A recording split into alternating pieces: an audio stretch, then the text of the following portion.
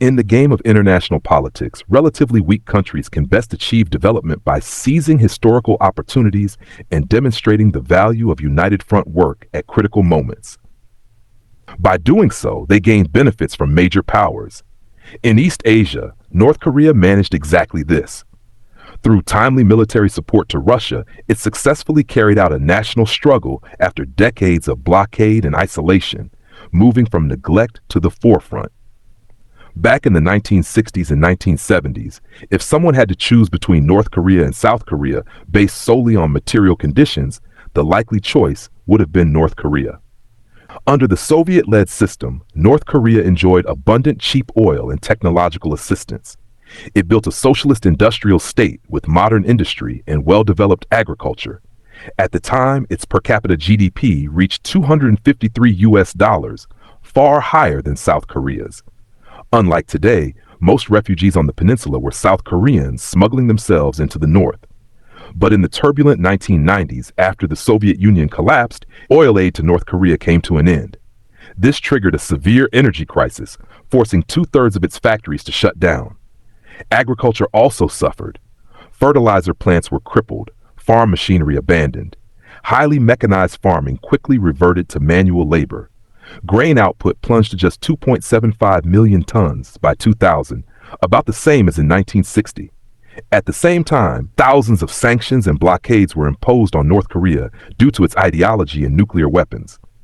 Faced with internal and external hardship, the country entered what became known as the Arduous March, a decade of national struggle. Objectively speaking, it was the tragedy of a small state with scarce resources and little arable land. Without energy, there is no industry. Without industry, no money. Without money, no energy. A vicious cycle. To reindustrialize, North Korea had no choice but to rely on larger powers, especially for energy and food, both of which Russia had in abundance. Yet in the 1990s, Russia was preoccupied with seeking favor from the West. Impoverished North Korea, far to the east, held little value.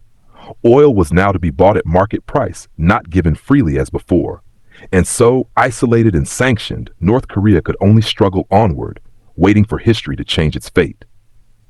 As the saying goes, even the east wind will turn, and even the tiles will flip.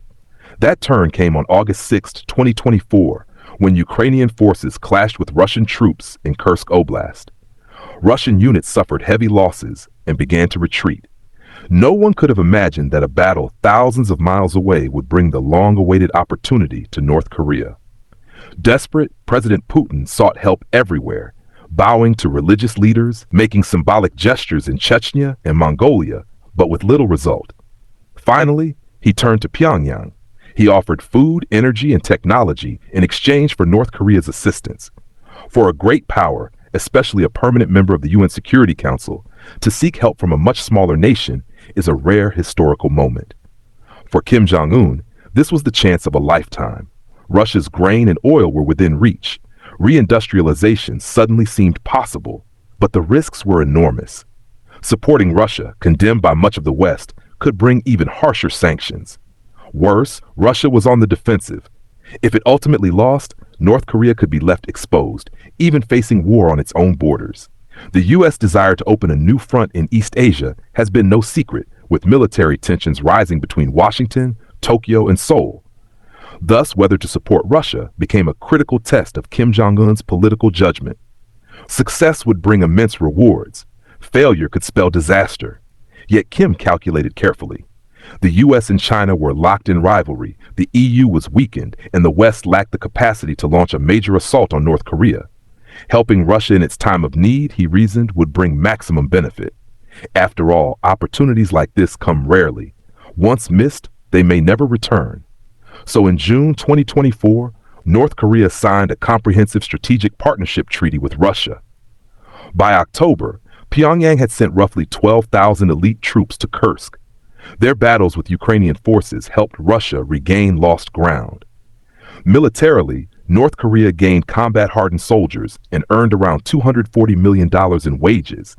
In terms of technology, it benefited from Russian transfers, such as submarine and early warning aircraft know-how. Economically, it secured cheap oil, natural gas, grain, and industrial equipment. Russia pledged to supply 2 million tons of grain annually, along with 30,000 tons of crude oil. Talks even began on building a gas pipeline from Sakhalin to the Korean peninsula, as well as a trans-Siberian logistics corridor. With energy and food secured, light industry and parts of heavy industry began to revive.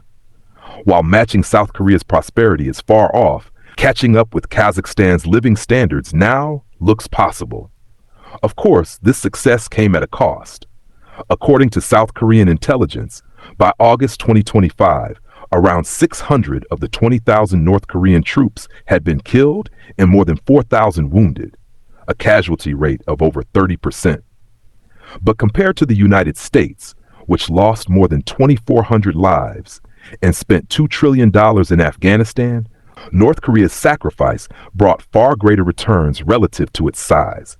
By trading blood for food, technology, and resources, North Korean soldiers made it possible for their nation to stand firm once again.